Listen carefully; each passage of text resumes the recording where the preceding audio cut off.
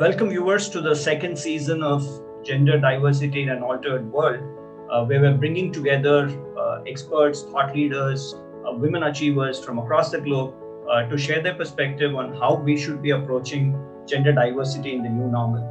It's very interesting to know that women make up only 28% of the workforce in science, technology, engineering, and math, or STEM as it's called.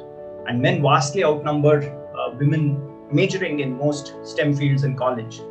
Interestingly, only 24% of those who majored in engineering work in the engineering field. So the gender gaps are particularly high in some of the fastest growing, highest paid jobs in the STEM field for future.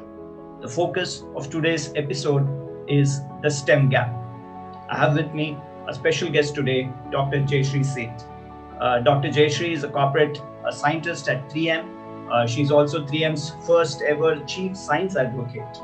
She has a master's and PhD in chemical engineering from Clarkson University in New York and a bachelor's in chemical engineering from NIT Trichy. She was recently awarded Society of Women Engineers Highest Achievement Award for her contributions to this field. She has 71 patents, and she is also the author of the new book, The Heart of Science: Engineering Footprints, Fingerprints, and Imprints. Welcome, Jayshree. It's really an honor to have you on this show today. Thank you. Thank you so much. So, Jayshree, corporate scientist and chief science advocate. These sound very interesting, and at least in my career, I haven't come across a woman with this title. So, really curious to know what this role of a corporate scientist and chief science advocate at 3M is all about. Yeah. So, for those who may not know 3M, you probably know our company now because of our many products, and especially the N95 masks, which became ubiquitous during the pandemic. And I hope many in the audience are fans of our Post-it notes and magic tape. We are headquartered in St. Paul, Minnesota in the US, and I've been here for 27 years. Currently, I'm at this level called corporate scientist that you just mentioned. So it is the highest designation we have for a scientist. And the word corporate essentially signifies that now you are able to have your influence, not just within your organization or your work group, but also across the corporation. So that's why it's called corporate scientist. And in this role, I work on developing sustainable adhesives and tapes for one of our biggest industrial businesses, one of the big industrial businesses. It's called Industrial Adhesives and Tapes Division. And I also have an additional role since 2018, which is called Chief Science Advocate. Mm-hmm. And there's a bit of background on how that came about. So I can share that. We are about science at 3M. It's our most distinguishing characteristic. It's what ties all our businesses together. And it's the foundational strength behind our brand, science applied to life. So we care about science. Science matters to us. And we wanted to understand what the global perception around science was. And we didn't find any studies that were relatively recent and global in nature. So we commissioned one. We surveyed 14 countries in late 2017, 1,000 respondents per country, India included. And it became very clear that science is sort of invisible, science is underappreciated, and science is taken for granted. And people really don't appreciate the role science has to play in their daily lives. And they don't realize that all this wonderful technology that they so seem to enjoy the benefits of, their cars and their microwaves to their phones and their computers, that it's fundamental science and research and application thereof that allowed them to afford these benefits. So it was clear to us that science needs advocates, science needs champions, and it was clear that this is not some data we can keep close to our vest at 3M. This needs to be shared, and we need to foster a global conversation around this topic. So I was called upon to be the company's first ever chief science advocate. And we launched the first set of results in 2018, and I've been conducting this study ever since. So that's kind of the additional role I have on top of the scientist role. They're very interesting and very inspiring for a lot of women out there who, would probably aspiring to be to enter into the STEM field. So like I was quoting in the data, it looks like, the number of women in the STEM field is actually very less. So did you always want to work in the field of science, and how did you decide to, go further with STEM and become a chemical engineer? Well, Truth be told, I don't think that I thought about this that much because I didn't think I was the science and engineering type when I was growing up. I just wanted to see how I could improve lives and make the world a better place. But I grew up on the campus of one of the oldest and most prestigious engineering institutes in India. It was the University of Roorkee. Now it's an IIT Roorkee.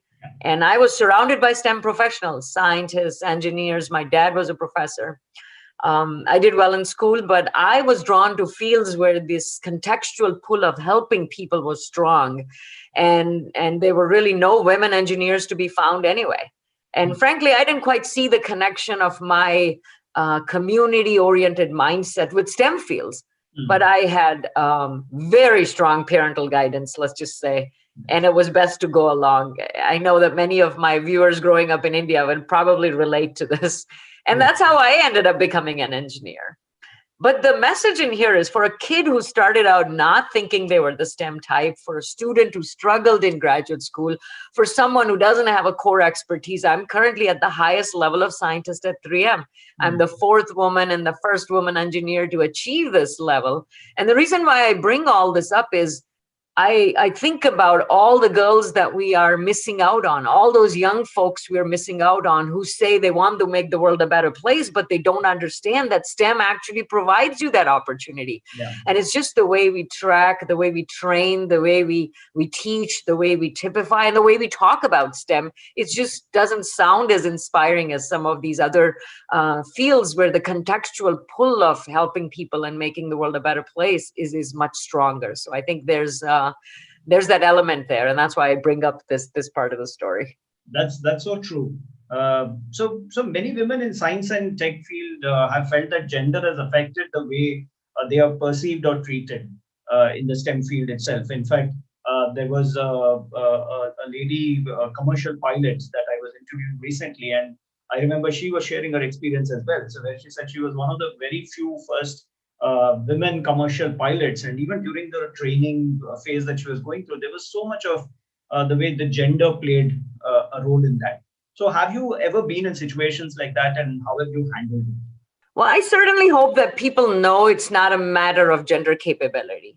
The fact that women are succeeding in science and tech and are able to do it, there should be no doubt about that. In fact, thanks to some of the recent Hollywood and Bollywood movies that recently show in real situations that actually happened, that women have been doing STEM endeavors for a long time. And we have had pioneers like Grace Hopper and stories of women who secretly coded and cryptic, coding and things like that during World War. So certainly not the case of capability. But in the early days of computing, the work was done by women. It was associated with great power and influence, and female programmers were actively involved in that. And then when there was all this tech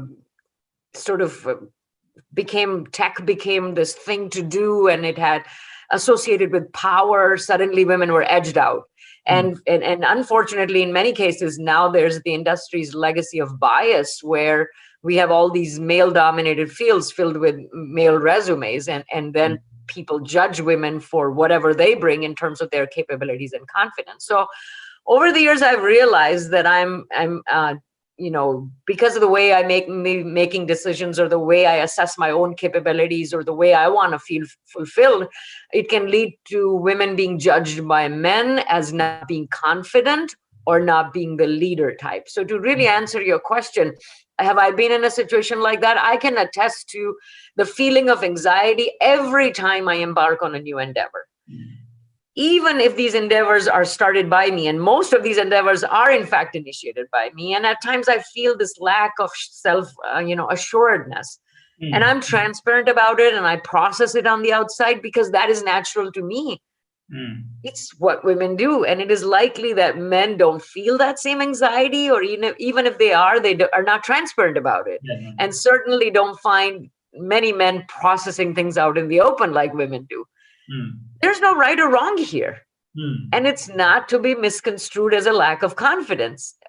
On the contrary, this feeling that I get and this processing that I do actually fuels me to gain knowledge and reduce anxiety and be extremely well prepared, oftentimes better than my male counterparts to handle these challenges. So in looking back, my success hasn't emerged from fighting thousands of years of evolution of what it means to be a woman, but in figuring out how to avoid the, potentially vicious cycle of self-doubt and overthinking.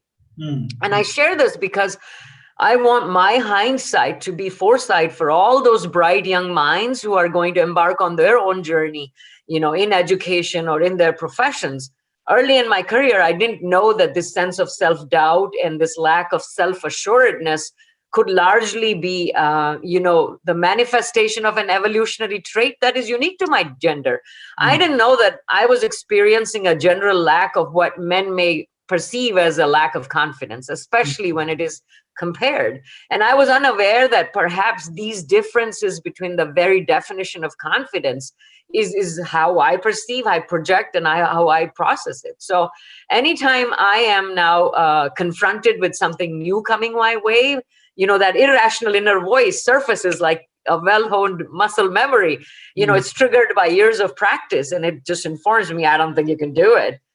Like an uninvited guest, it's invading your mind. And in that moment, before you can even register it, it starts that vicious cycle, which is rooted in self-doubt and overthinking and paralysis. And all your abilities, all your qualifications give way to this worry, can I do it? So inevitably, that feeling will come for many of us. And many men have since told me that they also have that. So with age and experience, you just have to discover your virtuous cycle. And in my case, my virtuous cycle is action, success, confidence. So action, I do a lot of little things here and there to learn. And doing those things gives me small successes. And these small successes give me more assurance in my own capabilities. And that gives me confidence next time something comes along. So I can convince my own brain with self-talk, that I've done something like this before. It's not all bad. I'll be fine. So everyone needs to find out how to have that self-talk and convince yourself of your own abilities and generate data to have that, dialogue with yourself. Does that make sense? I mean, absolutely. We are going to be judged because we are in male-centric fields. We are going to be judged by men in comparison who may seemingly be more confident. And there's enough data out there, as you, I'm sure, know about the confidence issues. And men really don't know more, but they project that they know more. And women may know, but they project that they don't. And it's all very complicated. But there's no right or wrong. That's the big point there. So yes, I feel all of that, but I have figured out how to sort of manage that. True. In fact, really appreciate your vulnerability to share that even you have that inner dialogue, inner critic every time, because a lot of them would actually assume that because you're so successful and you're leading a leadership position that, you're a superwoman. So you don't go through these daily conversations, inner conversations that we have. So this, I'm sure, is, will also give a lot of confidence for women. And the action, success, confidence, I think that was very nicely put across. So if specifically you would like to give a couple of points of advice to women who are aspiring to move up the career ladder in the STEM field, what would that be? Yeah, well, I think we just talked about it, right? One of the main things would be getting this, sort of idea going to find your virtuous cycle. We just talked about that. And I talk about this in my book. I call it confidence gains. Women and people who struggle with confidence, the name of the game for you is to find your own virtuous cycle that allows you to be authentic to who you are. And be sure to communicate that the way you function, that is, it's not leading to inaction. That's what people don't like. They think that somebody's struggling with it. They don't have the confidence and there's going to be inaction. It's like, no, I'm processing it. I'm figuring it out. Men and people who do feel confident, closing the confidence gap isn't a zero-sum game. We can all benefit from it. So understand that this typical male experience of outward confidence may not be the only indicator of talent or skills. Hmm. And managers and supervisors, they have to make it a fair game. So this is not just about women fixing themselves, right? Hmm. Everybody has a role to play because it is a game.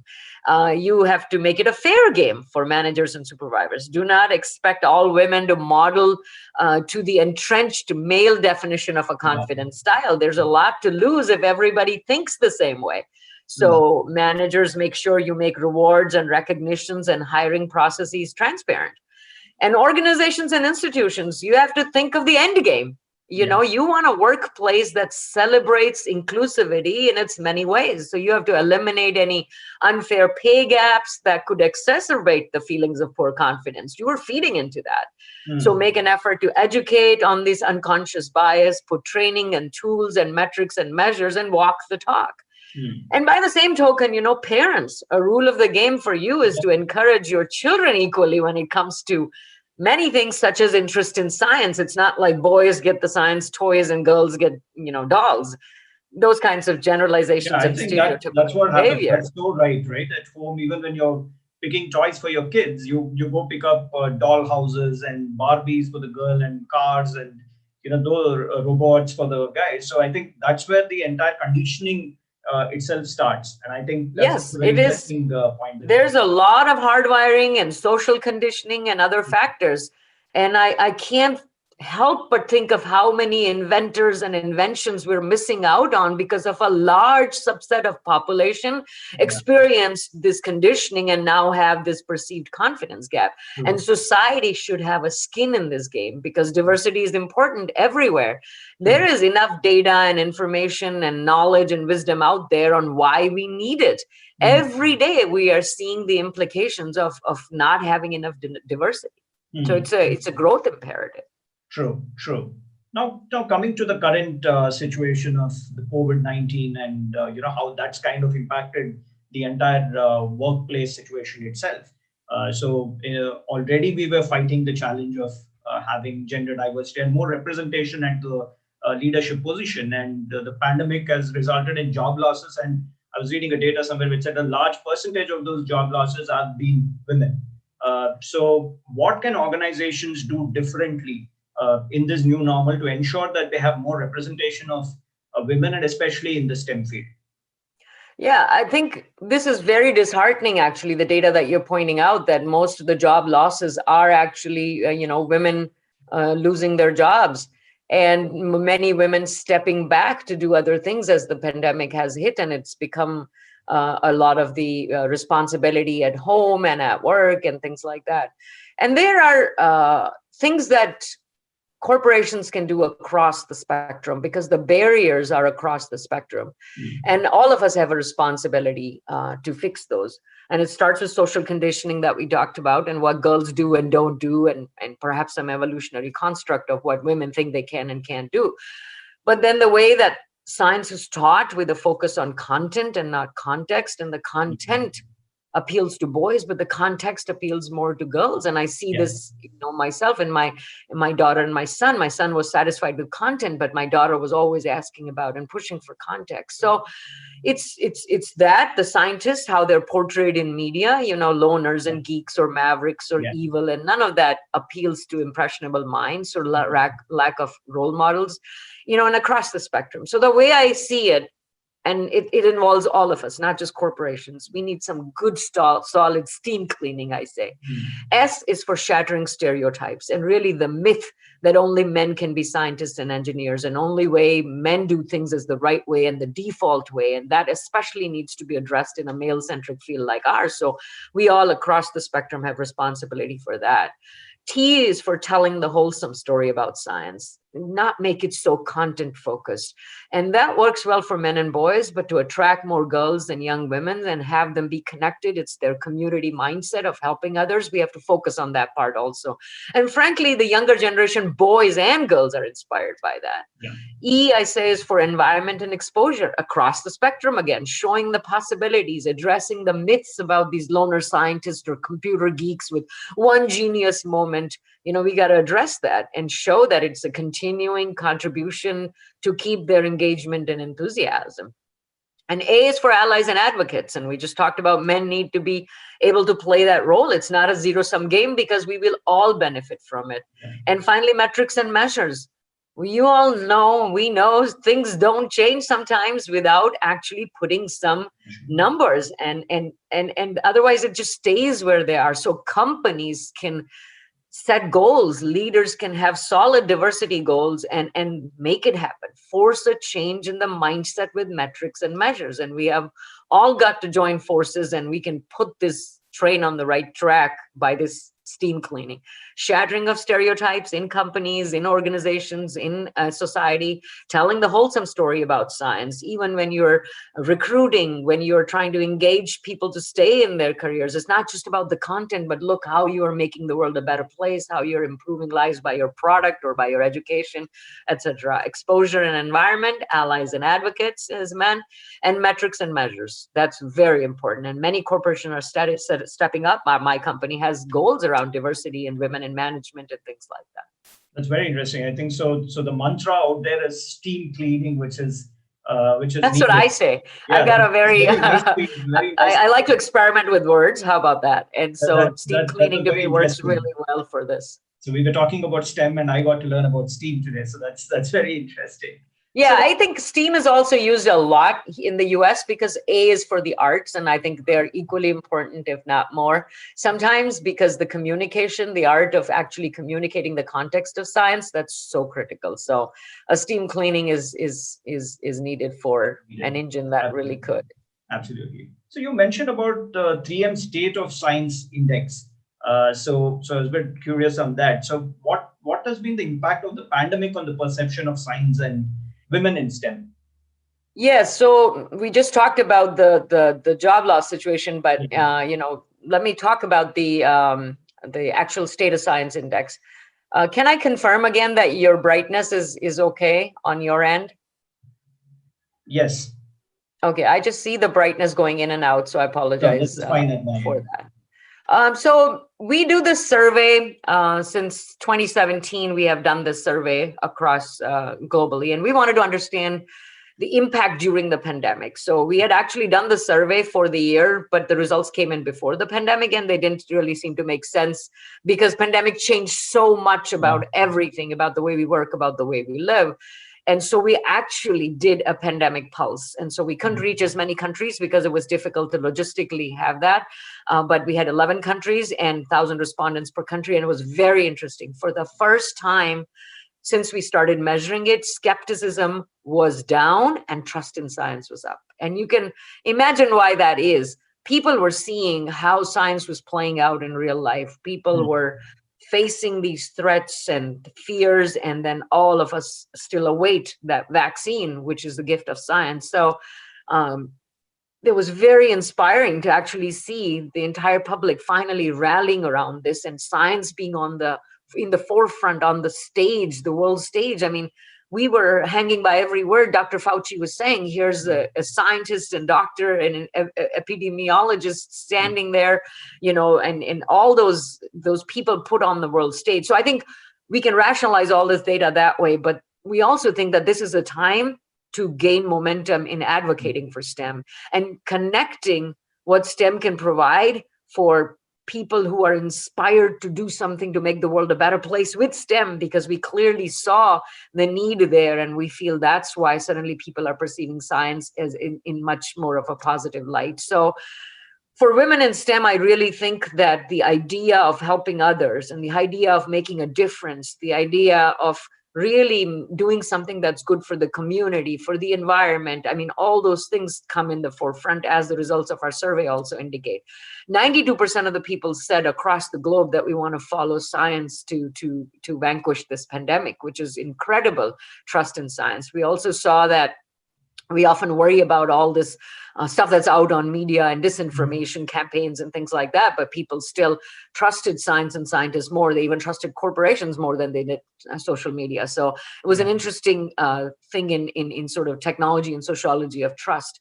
We also saw that people want governments, corporations, and NGOs and individuals, everybody to come together and solve the problem of lack of diversity in STEM, because they feel like having that diversity allows diversity, not just in terms of the solutions, but also the implementation, adoption, and adaptation. So the way I like to say it is 2020 is the year to stem skepticism. And what I mean by that is science of health for the health of science, because we saw that our interest in health gave us an interest in science. So it's very strongly correlated. We already talked about the technology and sociology of trust, then engineering of sustainable solutions, which means sustainable solutions, not just as far as environment is concerned. Many young people are so driven by that, and that's a great way to attract them into STEM, and it gives us a sustainable solution for our talent pipeline, which is also an issue. And then finally, the mathematics of equality and accountability. People are placing that accountability not just on institutions, but they're also saying government needs to step up, NGOs, and down to the individual. So it's a perfect time for us to inspire women and underrepresented minorities to partake in STEM in any way possible, through education, through literacy, through thinking, and through spreading the word on it. So we feel that nobody wanted a global pandemic to raise the importance of science, but now that it has, let's use this momentum and advocate for science. So that's a lot of positives to take away from the study, which is really good. So you mentioned about your new book.